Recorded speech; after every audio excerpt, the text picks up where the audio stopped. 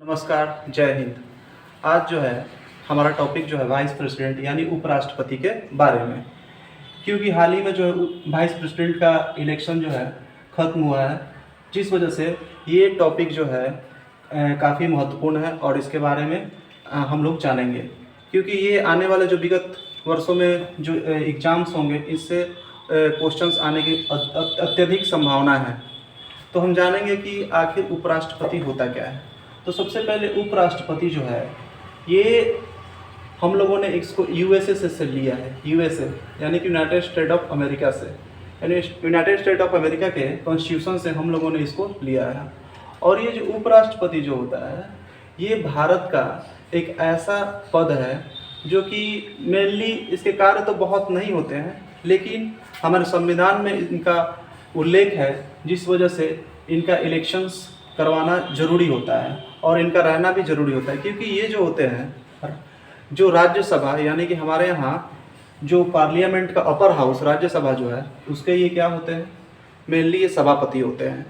तो ये सभापति जो होते हैं तो ये इनका कार्य जो है राज्यसभा के जो भी राज्यसभा में जो भी चीज़ें होती हैं, जैसे कि एज बैठक होती है और बिल सारे बनते हैं, तो इनका ये सभापति होते हैं और उन चीज़ों का जो भी चर्चाएं होती है उनको मुख्य रूप से सुनते हैं। तो हम जानेंगे कि इनका आखिर हमारे कॉन्स्टिट्यूशन में कहाँ पे लिखा गया है और कहाँ पे इसका वर्णन किया गया है। तो हम देखेंगे कि इनका जो आर्टिकल 63 से लेके 71 में इनका उल्लेख किया गया है, यानी कि इनके बारे में बताया गया है।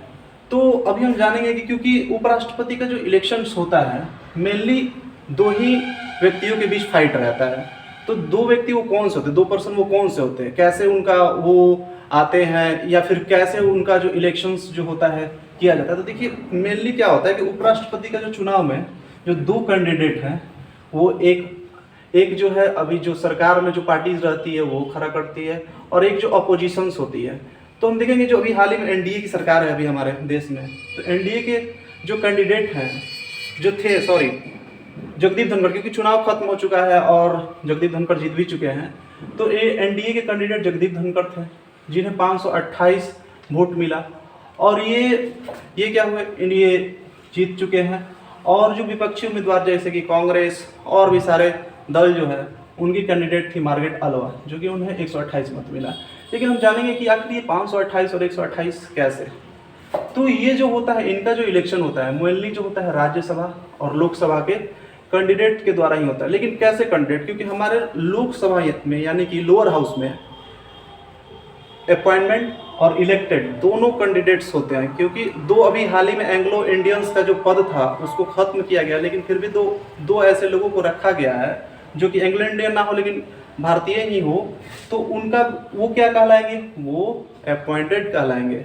और इलेक्टेड जो कि जनता के द्वारा चुन के गई है लोकसभा, क्योंकि लोकसभा के चुनाव में जनता ही भाग लेती है। तो लोकसभा के चुनाव में लोकसभा के अगर हम देखते हैं तो लोकसभा में कितने मेनली 552 जो है मैक्सिमम कैंडिडेटों की संख्या है और राज्यसभा में मैक्सिमम 250। तो राज्यसभा में 12 जो ऐसे लोगों का क्या किया जाता है, राष्ट्रपति के द्वारा अपॉइंट भी किया जाता है। तो ये क्वेश्चंस बहुत मेनली आता है कि उपराष्ट्रपति के जो पद के लिए जो इलेक्शंस होता है उसमें राज्यसभा और लोकसभा के तो मेंबर भाग लेते ही लेते हैं, लेकिन कैसे मेंबर्स, इलेक्टेड्स या अपॉइंटेड्स, तो दोनों कैंडिडेट भाग लेते हैं। बल्कि ये ध्यान देने वाली बात है, राष्ट्रपति के चुनाव में केवल इलेक्टेड कैंडिडेट ही भाग लेते हैं। और ये क्वेश्चंस बहुत सारे बच्चे गलत करके भी आते हैं। तो इलेक्टेड और अपॉइंटेड दोनों इसमें भाग लेते हैं और बल्कि राष्ट्रपति में केवल इलेक्टेड ही भाग लेते हैं। इस बात को ध्यान रखिएगा, क्योंकि ये क्वेश्चंस बहुत लोग कंफ्यूज होकर आते हैं और गलत करके भी आते हैं। अब हम जानेंगे कि ये कैसे कैंडिडेट जो होते हैं वो चुनाव में भाग लेंगे और कैसे कैसे क्या प्रक्रिया के द्वारा ये खत्म होगी। तो हम जानेंगे कि उपराष्ट्रपति के जो पद होता है उसके लिए जो भी कैंडिडेट, दो ही मेजरली कैंडिडेट्स जो होते हैं वो भाग लेते हैं। तो दो कैंडिडेट्स कैसे होंगे, तो वो दोनों कैंडिडेट्स जो होंगे, जो हम लोगों ने बात किया था कि एनडीए के उम्मीदवार जगदीप धनखड़ थे और विपक्षी उम्मीदवार मार्गरेट अल्वा थी। तो ये जो दोनों कैंडिडेट्स जो हैं ये कम से कम जो राज्यसभा या लोकसभा के 20 इलेक्टर्स प्रीजर्स और 20 एज सेकेंडर्स जो होंगे उनके द्वारा इनको होना चाहिए। यानी कहने का मतलब है कि 20 ऐसे लोग जो कि जब भी अगर वो इलेक्शन में भाग लेंगे तो उनके द्वारा क्या होना चाहिए, 20 ऐसे लोगों के द्वारा उनके फॉर्म पे ये लिखा जाना चाहिए कि 20 लोगों का हम मतलब सहमति देते हैं ताकि ये चुनाव लड़े। ऐसे नहीं कि कोई भी उठा और चल दिया उपराष्ट्रपति का चुनाव लड़ना, तो ऐसे पॉसिबल नहीं है। या तो राज्यसभा या लोकसभा के 20 ऐसे मेंबर्स का आपको समर्थन होना चाहिए, तभी आप चुनाव लड़ सकते हैं। तो ऐसा प्रक्रिया होता है, इसीलिए इसमें सब कोई चुनाव नहीं लड़ सकता है। और जमानत मीन्स कि आपको एक फिक्स अमाउंट भी जमा करना होता है, आप कैंडिडेट बनना चाहते हैं तो ये काफ़ी कम अमाउंट है, जो कि वो हमारे संविधान में इसका एक्सप्लेन किया गया है कि 15,000 रुपये, तो काफ़ी कम है। वो RBI के पास आपको सिक्योरिटी के रूप में जमा करना होता है, ताकि आप हार जाते हैं तो वो रुपए आपको वापस नहीं मिलने वाले हैं। तो खैर इतना बड़ी राशि भी नहीं है कि किसी को इस चीज़ का बहुत बड़ा दुख भी होगा।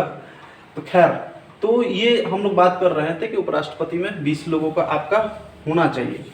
और अब हम जानेंगे कि क्या क्या ऐसा क्वालिफिकेशन होना चाहिए। ऐसा नहीं कि 20 साल या 10 साल का कोई बच्चा चला गया, ऐसे तो हम लोग जानते हैं कि 18 वर्ष कम से कम तो होना चाहिए भाई, यानी कि हमको वोटर बनने के लिए। लेकिन इनका जो एबिलिटी यानी योग्यता कम से कम आपको 35 वर्ष का होना चाहिए और आपको भारतीय नागरिक तो होना ही होना चाहिए, इसमें कोई दो राय नहीं है।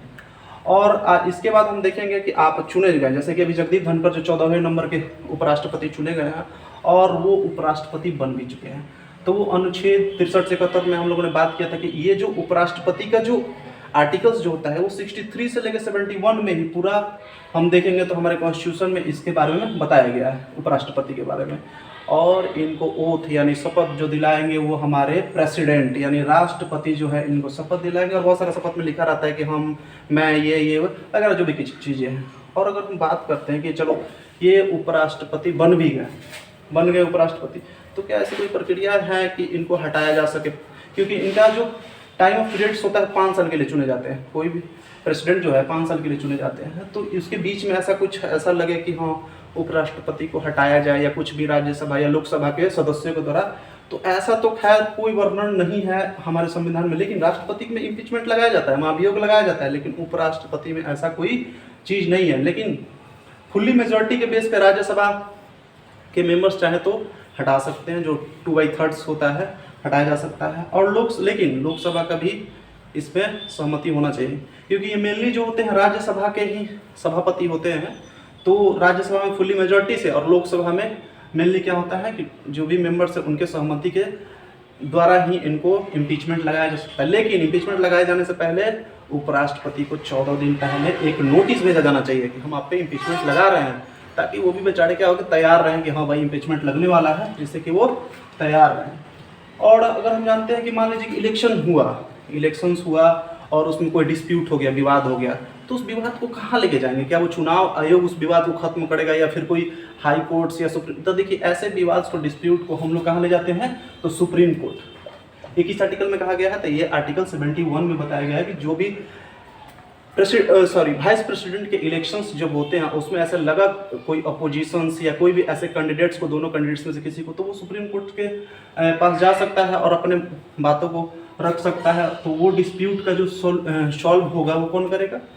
सुप्रीम कोर्ट ही करेगा। लेकिन एक ऐसा उठता है बार बार कि अगर मान लिया जाए, क्योंकि ये क्वेश्चंस बनते हैं एग्जाम्स में, बड़े एग्जाम्स में बनते हैं कि वाइस प्रेसिडेंट अगर सपोज दैट कि वो चुने जा चुके हैं और वो डिस्प्यूट जो है सुप्रीम कोर्ट में पहुंचा हुआ है, अब इस पर निर्णय नहीं किया जा चुका है, तो क्या जो उस दौरान जो कोई भी बैठा हुआ है उस पद पे, अगर वो इनवैलिड कर दिया जाता है सुप्रीम कोर्ट के द्वारा बाद में उस व्यक्ति को, तो क्या उसके द्वारा जो कार्य किया गया है वो भी इनवैलिड हो जाएगा? तो ऐसा नहीं है, वो व्यक्ति का पोजीशन भले ही इनवैलिड हो जाए, लेकिन उसके द्वारा जो उस टाइम ऑफ पीरियड में जो काम किया गया है वो इनवैलिड नहीं होने वाला है।